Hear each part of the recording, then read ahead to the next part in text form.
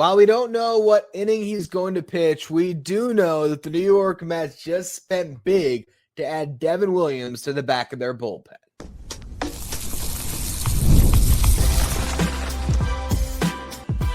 You are Locked On Mets, your daily New York Mets podcast. Part of the Locked On Podcast Network, your team every day. Hello to all you amazing Mets fans. You're listening to Locked On Mets, part of the Locked On Podcast Network, your team every day. Thank you for making Locked On Mets your first listen every day, and thank you for making Locked On the #1 sports podcast network. On the show today, we're going to be talking about the Mets signing Devin Williams in the first segment. We'll break down the contract. In the second segment, we will break down the player. What does Devin Williams bring to the table for the Mets? And then in the final segment, I'll get to the question you're all probably wondering about. What does this mean for Edwin Diaz and the Mets' pursuit to bring him back to be their closer? We're going to go through it all, but first, I'm your host, Finkelstein. I've been covering the New York Mets on this show since the 2019 season. This is the #1 daily podcast on the New York Mets. If you want to find any of my written work, you do so over at justbaseball.com, where I work as the editor-in-chief. Today's episode is brought to you by FanDuel. Brand new customers can bet just $5. If your bet wins, you're going to get $300 in bonus bets to use across the app. Download FanDuel today. All right, so let's dive into this contract that the New York Mets just gave Devin Williams. It is a 3-year, $51 million deal, but it's a very intricate $51 million deal. $6 million from that $51 million comes from a signing bonus. And then if you're looking at how much he'll get paid per season beyond that, it is $15 million per. But when you factor a player's present day value, when you are trying to then calculate their average annual value on the contract as it relates to the luxury tax, you are taking the total guarantee, if there's no deferred money, and just dividing it by years, or you are taking the present day value of the guaranteed money, dividing it over however many years, and that's how you come up with the AAV for Devin Williams and how that's going to get factored in when you're calculating the Mets luxury tax. So, present day value, when you have deferrals, it can get a bit confusing, but the bottom line is money that is going to get paid out in the future is less valuable than money that you're getting right now, because if you get $5 million this year, you can start investing that money. If you're not going to collect that $5 million until 20 years from now, well, now all of a sudden you are missing all of that inflation. You're missing the ability to allow that money to grow and compound year over year. And so that money is worth less now because you're not going to collect it for potentially 20 years. And that's when we get into what makes this deal so confusing is Jon Heyman tweeted out the exact parameters, but it very much comes across as Jon Heyman got a text from Devin Williams' agent on the specifics of the deal, and he just copied and pasted that to us with no context, because what was tweeted was $45 million for 3 years, period. $5 million per deferred for 11/20 years with $6 million bonus prorated equal over 3 years. So what does all that mean? Well, when it comes to the bonus, again, when you are factoring in a signing bonus, it's part of the total guaranteed money, and it gets broken down over however many years you have the deal. So a 3-year deal, that $6 million signing bonus is going to be tacked on at $2 million apiece in each of those 3 years when it comes to the luxury tax. And then you get to the salary, you have to figure out what that money that is getting deferred is worth presently. And so the bottom line, to make this as simple as possible, if you go to Christopher Soto's Twitter page, you find him at Soto C803. He is an accountant that is great at running these numbers. I've had him help us on the show before when I was trying to do some math on Pete Alonso's future contract, and if it was deferred, what would that look like? And so he really understands how to plug in the numbers, and based on that tweet from Heyman, he calculated all of the deferred money as if Devin Williams was not going to get paid for 20 years before those deferrals start. So essentially, the way he did the math is that Devin Williams is going to collect $10 million a season over the next 3 years. He already got his $6 million signing bonus, and then in 2046, he'll get his first of 3 $5 million checks that'll take place in 2046, 2047, 2048. The bottom line through all of that, if Christopher Soto is right, and that is how you do the math on this, you are looking at a present-day value of this contract a little over $43 million, which is pretty good value for Devin Williams. If it is not exactly that, and maybe the way I'm rating it is the reason why Heyman says 11/20 years, is maybe once you get to the 11th year of this deal, he is getting $7.5 million, or 11th year after this deal, I should say. He's getting $7.5 million, then he gets another $7.5 million in 20 years, or maybe it is broken up across the 11th year through the 20th year, and it's a much longer deferral structure. Regardless of all of it, the fact that John Heyman opens up his tweet saying $45 million for 3 years, my guess is that is what the present day value of this contract is, because that makes complete sense for what his market value would have been. That Ryan Helsley, who got $14 million per over 2 years with an opt-out, that Devin Williams over 3 years would get a little bit higher of an AAV without an opt-out to secure that third guaranteed year. And that's essentially what we got here. I think if Devin Williams went into this free agency and the strategy was, I want to be a closer somewhere, I want to take a deal to reestablish my market, he could have gotten the Helsley contract or a little bit better over 2 years and gotten the opt-out. Instead, he goes for no opt-out, 3 guaranteed years, and he gets this money. I personally projected in my free agent contract and predictions article for Just Baseball that, for one, Devin Williams was going to get signed by the Mets. So that's a big check mark. I got the team right. But I had him getting $60 million over 4 years. So the AAV that I had actually was right again, because I thought it would be about $15 million per, but I would have given him a 4th guaranteed year, because I thought that Devin Williams, as what I imagined to be the second best reliever on the market, was going to get paid, and he was potentially going to get years because of how good this guy has been. And it's a little bit different than Helsley, because Helsley had a good start to the season. Numbers were down, but he still had a flat 3 ERA at the deadline. And then he was an unmitigated disaster, and that's the last we saw of him, which is him being awful. When it comes to Devin Williams, he had a strong finish. Up until August 8th, or actually through August 8th, he had a 5.73 ERA and 44 innings pitched. After August 8th, 22 innings, 2.05 ERA, and a strikeout rate of nearly 45%. He did not allow a home run over his final 23 appearances, and that also included a postseason where he did not give up a run across 4 innings pitched. And he really did find it at the end of that year. When Devin Williams was asked about his first year in New York after the fact, he said, quote, "At first it was a challenge, but I've grown to love being here. I love the city. I love taking the train to the field every day."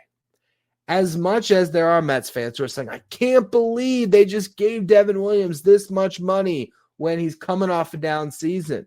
How could he ever rebound? Look back at the closer that you want right now, which is Edwin Diaz. And remember what he did in his first Mets season in 2019. Edwin Diaz pitched to a 5.59 ERA. Edwin Diaz blew 7 saves and lost 7 games. Devin Williams lost 6 games, blew 4 saves, pitched to a better ERA, and found it at the end. Edwin Diaz never found it until 2020. So that first year in New York can be a challenge, but I think the fact that he's been through that and came out the other side of it, that is really encouraging. And then, as we'll talk about more in the next segment, if you're just looking at who has been the most effective reliever since the 2020 season, you can make an argument that the only guy that's been better than Devin Williams is the guy that is probably going to be banned for life, and that is Emmanuel Clase, who got in all that trouble recently over the betting scandal of spiking the first pitch and having people make money on first pitch bets on whether it was a strike or a ball. Emmanuel Clase was able to do that because he was so darn effective at still being able to get back into those counts without any problem and get out. He was the best reliever in baseball. Devin Williams' numbers were right there with Emmanuel Clase. And so what I want to do next here is go through those numbers, and then we're going to talk about role. Is this their closer? Is this their setup man? How do we feel about this signing depending on the role that Devin Williams finds himself in 2026? Today's episode is brought to you by FanDuel. The NBA is back, and there's no better place to get in on the action than FanDuel, the official sports betting partner of the NBA. Even if you missed the start of the game or you want to ride the hot hand, FanDuel has live bets on everything from who will score next to fourth quarter comebacks. Plus, you can even combine your live bets into a same-game parlay for a shot at a bigger payout. It keeps every game exciting, especially when your team's making that late push. And right now, FanDuel is giving new customers $300 in bonus bets when your first $5 bet wins. So you put down $5. If it hits, you're going to get $300 in bonus bets to use across the app. So head to FanDuel.com to sign up and play your game with FanDuel, the official sports betting partner of the NBA.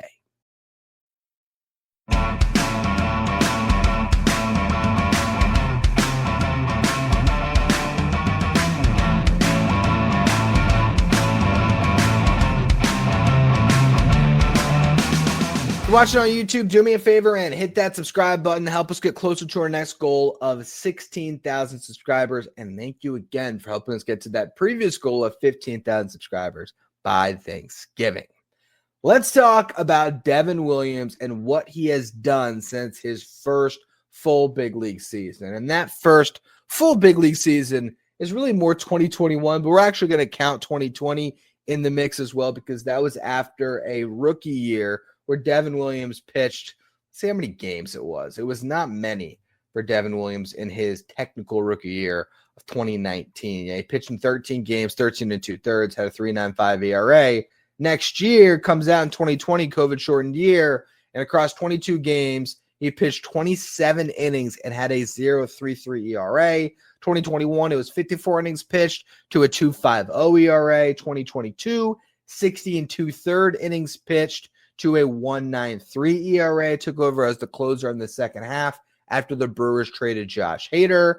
In that closer role, he was great.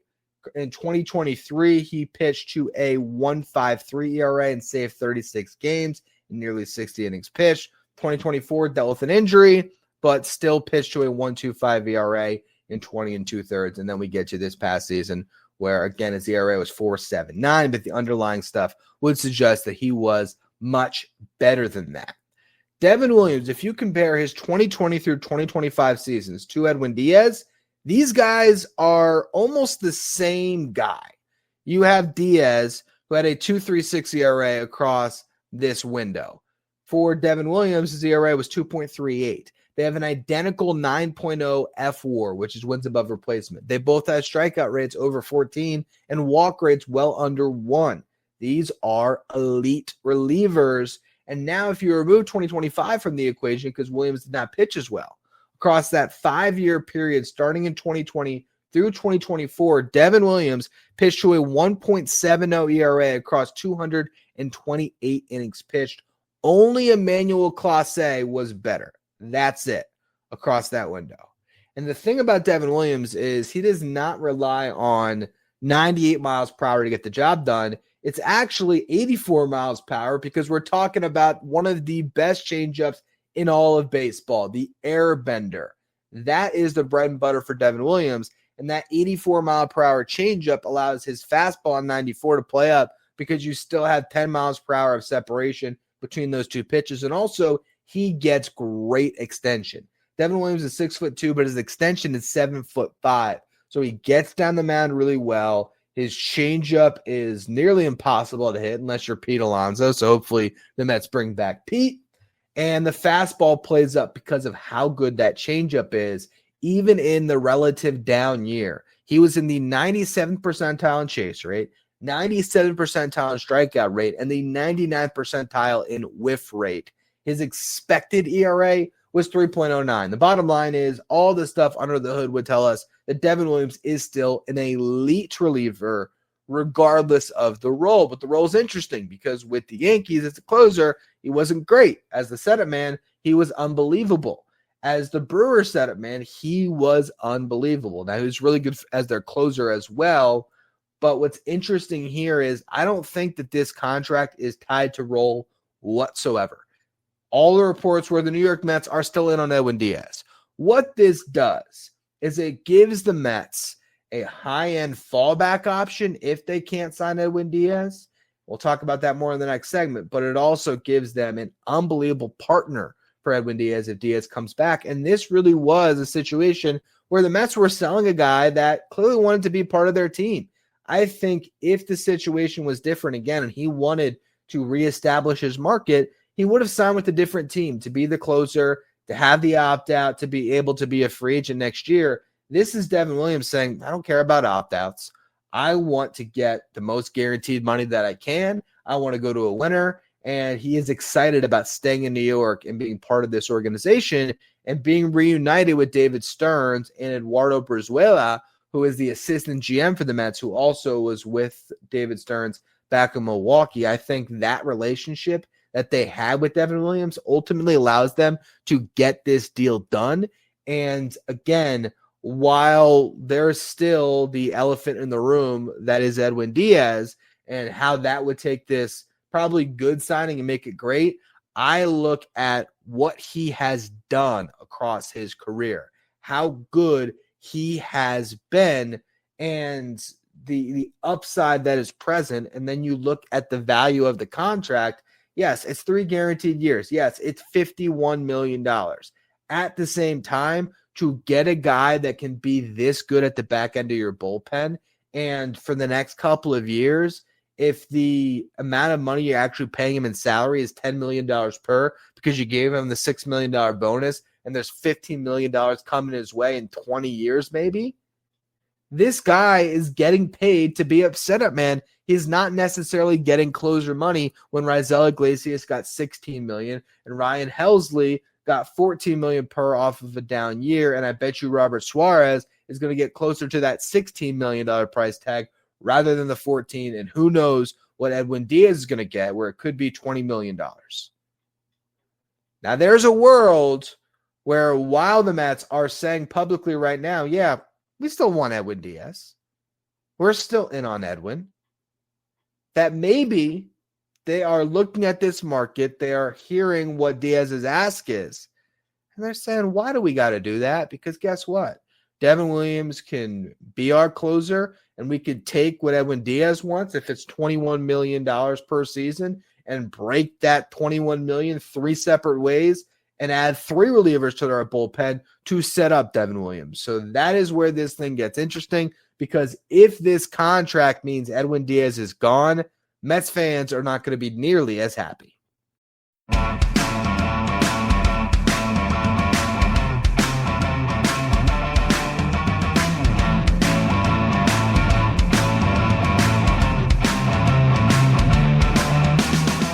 For an everydayer that always tunes into the show, make sure you become a Locked On Mets insider. This is our texting service where you get updates from me anytime news breaks on the Mets. You can ask me questions anytime, take part in our Locked On Mets sign photo giveaways, and the line graphic sent to your phone each day so you know who's in the starting lineup without ever having to go on social media. If you want to be a Locked On Mets insider, find a link in the episode description or go to subtext.com/LockedOnMets.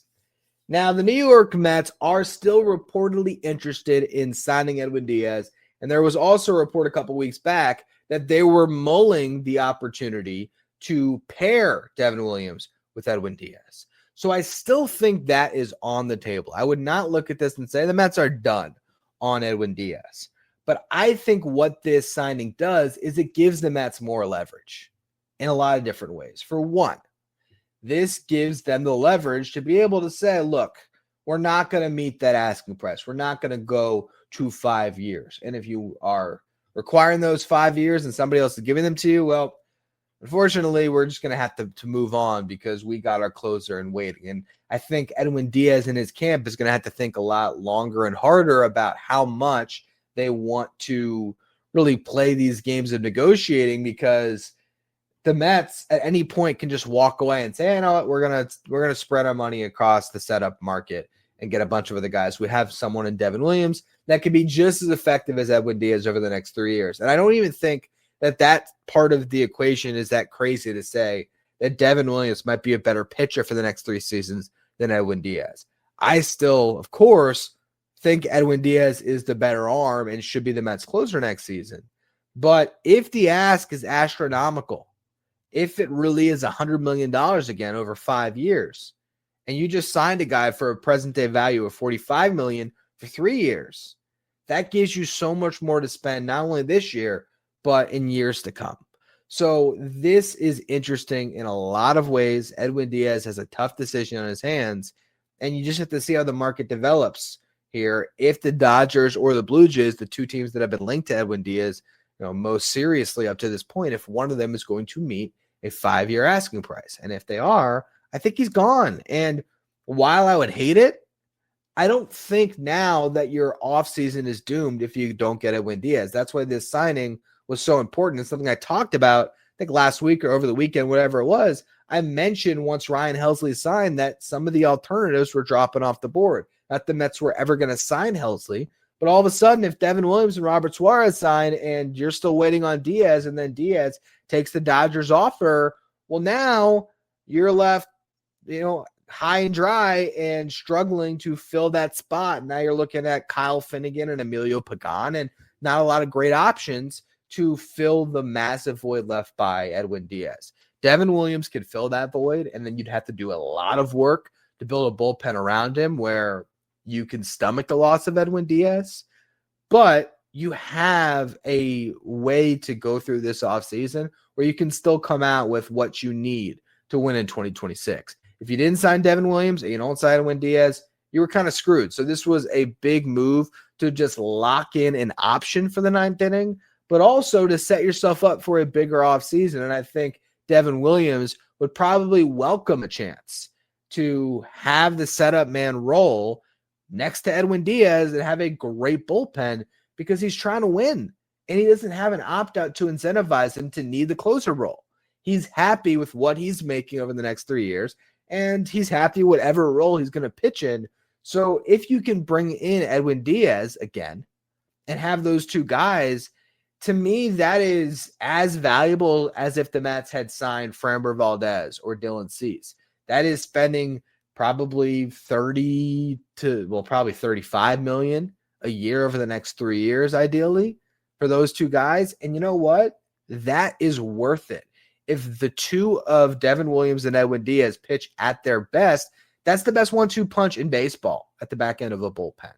Unless, I don't know, the Padres have accumulated some pretty impressive arms in the back end of their pen, but I don't know if Mason Miller and Adrian Morejon is better than Edwin Diaz and Devin Williams. So that's the next big thing to find out here is how much does Edwin Diaz get, and are the Mets the team that gives it to him? I'd even be willing to give him a 4th year, as I've talked about from the beginning. My projected contract for Edwin Diaz was 4 years, $80 million. Could actually also factor in deferrals the same way this one did, where maybe you do give him more guaranteed money overall, but you get that present day value closer to, maybe it is even less than $20 million per. Maybe it's $19 million per. I think Edwin Diaz is going to set a record somewhere, and that could be in AAV for present day value, beating Josh Hader at the $19 million. Edwin Diaz's last contract, it was like $18.6 or $18.4 million when you factored in deferrals for the AAV. So maybe that's the way he goes. But the bottom line is Edwin Diaz would make this Devin Williams signing unbelievable. If you don't bring Diaz back, at least you're not in a horrible spot. And that's why the Mets make this move. And I think it's a really good one because, again, if everything breaks the way you want it to and you get both these guys, now your bullpen looks really good. Now you have Diaz, Devin Williams, AJ Minter, you hope is going to have a big bounce back year off of injury. You got Brooks Raley you feel pretty good about. You got some top prospects coming you feel good about with Dylan Ross, Ryan Lambert, some of your top pitching prospects or top starting pitching prospects could filter into the bullpen, whether that's Brandon Sproat, whether that is Christian Scott. You just have a lot of options. And if you do make the follow-up move of Diaz, now I don't think you really have to shop in the high-end setup man market because you already did that with Devin Williams. You still probably need to add a couple more relievers, but I don't think it is as imperative to spend at the top of the market. I think then you can do what David Stearns has done best and identify some diamonds in the rough to really fill out that pen. So good first move for the Mets in solving their very tough problem in the bullpen. Really, if you look at their issues, they have so much more depth in their rotation in their bullpen, and it feels like all everyone cares about is the rotation. And I get it. They need an ace, but they needed a closer and a setup man just as much, and they finally got one of them by pulling off this trade. Now, in future episodes of Locked On Mets, we got a lot of rumors to discuss. I already had a jam-packed show prepared before we even got to the Devin Williams signing, so we're going to have a lot to discuss in the coming days, but I do want to just go over some of the reporting that Jeff Passan had over on Threads, of all places, today, where he put out 10, what are they called? Threads? Is that what they're called? They're not tweets. Going through them all, when he talked about Kyle Schwarber, he said the bellwether of the Clase Schwarber's market is healthy. He said he's going to get years, going to get his AAV, and he also thinks that he's going to be the most likely big free agent bat to sign first. When it comes to the landing spots, he says the Phillies remain the favorite, but Boston, Cincinnati, and the Mets are among others in the mix. So the Mets could be in on Kyle Schwarber because they're still unsure of Pete Alonso, which Jeff Passan says that right now, both Bregman and Alonso, who are trying to get contracts better, that better align with those numbers that they were hoping for, they're going to likely get something that's along those lines, but with a number of teams seeking middle of the order bats, the chances are good that they're going to get there, but they're still waiting for a team to step to the forefront. So that indicates there's still not a team yet that is giving Pete Alonso or Edwin Diaz the 5-year deal at the AAV that they want, which could lead to,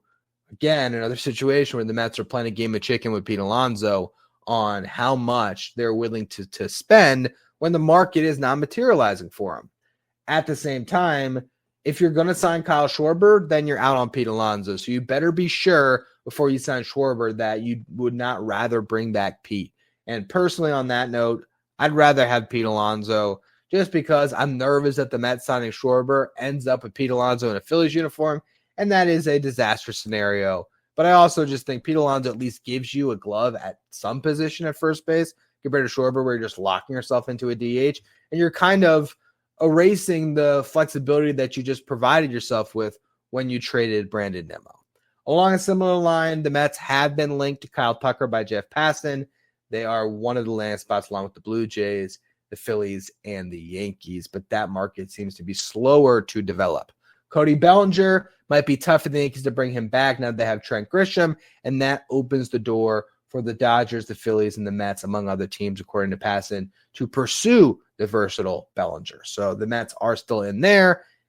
Passan also has the Mets as the first team listed on Framber Valdez, along with the Orioles. So that's a very interesting note. Bo Bichette, no connection to the Mets. We get to Munetaka Murakami and Tatsuya Ime. All the reporting there is just about when they're going to sign, which is likely during the winter meetings or just after it. Trade options. Tarek Skubal is exceedingly unlikely, with the attention turned into 3 groups. The probably won't go, according to Passan, which is Freddie Peralta, Hunter Green, Byron Buxton, or Stephen Kwan. The will they be traded? Ketel Marte, Jarren Duran, Joe Ryan, and Pablo Lopez. And then the where will they go, which includes Brendan Donovan, Luis Robert, and Jeff McNeil, along with Nolan Arenado. So Passan believes McNeil is still getting traded. Last note was just the one about Devin Williams and Pete Fairbanks, who could be the first to be signed. Devin Williams was. And then the last part of that is Edwin Diaz will wind up with the heftiest deal of the group of closers. Robert Suarez will be there for teams that missed. So it sounds like Suarez is going to wait for Edwin Diaz to get signed, and then he will still be hanging around, which does give you another fallback option where if you can't sign Edwin Diaz, you might have Suarez to be the closer or the setup man to Devin Williams.